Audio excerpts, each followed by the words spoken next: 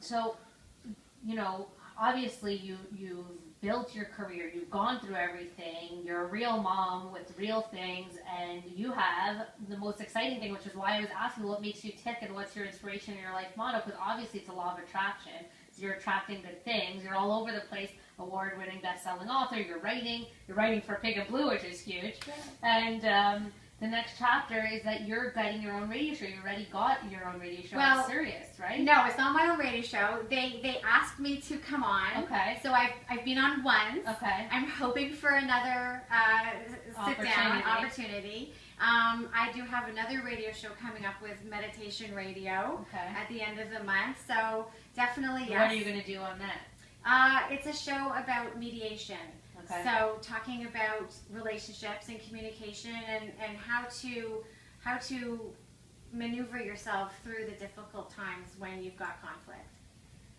And what, I mean, I was asking you this before, like what's the number one thing? I'm sure that everybody, a lot of, you know, everybody's different, but what is the main problem that you see young people coming to you for? It's, you know what, it's all over the place. I see people who are in marriages who don't want to end their marriages, but want to fix their marriages and make it better.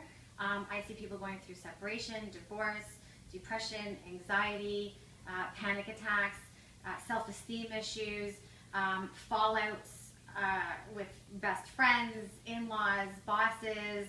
So anything to do with everything and everything. Everything. Postpartum depression. That's a big one. I was postpartum for... A lot of people don't even know that they're postpartum. Didn't know it. Right. I didn't know it.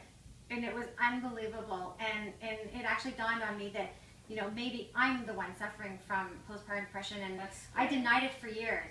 But you know what the truth is with all these things with related to having children is that I don't think that enough people, I mean, I know the PINK&BLUE forum is great and, you know, sometimes it can, you know, go different ways with people's, you know, craziness. But the truth of the matter is that there's really real things. I mean, that's why PINK&BLUE is such a great forum, because it's a support network for people that are going through postpartum where they could turn to people, you know, and have that support because they need it. But, you know, there's other real things that they go through that you need other moms. I mean, that's why, you know, moms and women always, they say that it helps with actually depression and longevity in life is just having close relationships with other women. Being social, laughing, smiling, absolutely.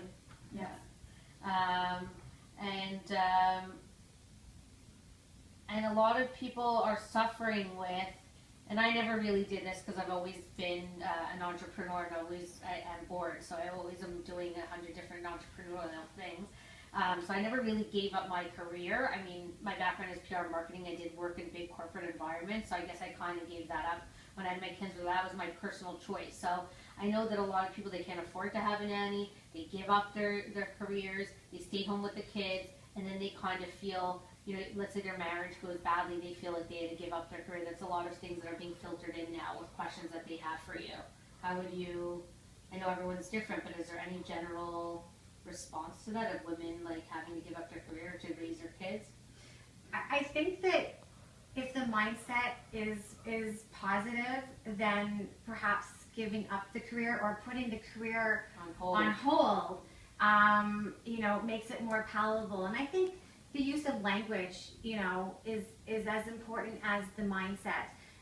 And we all, at certain times in our lives, men included, have to walk away from the career for the kids. So I think, you know, that if you're clear on what you're doing and clear on what you want and don't burn any bridges, that you can always go back to what you want. think a lot of women come to you that they're losing their self-esteem or self-identity because their identity is their job? So balancing the mother load, that's the huge question, and it starts at home. You know, It's like we have to pick and choose our battles with our children. We have to pick and choose our battles with our spouse, and we have to, you know, pick and choose how we approach our personal lives. And that goes back to being authentic. It goes back to and being authentic. I'm not talking about, you know, being authentic in the sense of being real and being honest and being true and not lying. Those are all very important, but just knowing what really, you want.